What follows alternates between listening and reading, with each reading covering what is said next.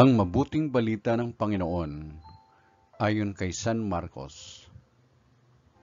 Papuri sa iyo, Panginoon. Noong panahong iyon, nagpakita si Jesus sa 11 at sinabi sa kanila, "Humayo kayo sa buong sanlibutan at ipangaral ninyo sa lahat ang mabuting balita. Ang sumasampalataya at magpabinyag ay maliligtas, ngunit ang hindi sumampalataya ay parurusahan.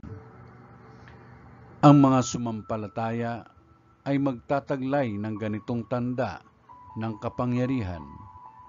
Sa pangalan ko'y magpapalayas sila ng mga demonyo at magsasalita ng ibang wika.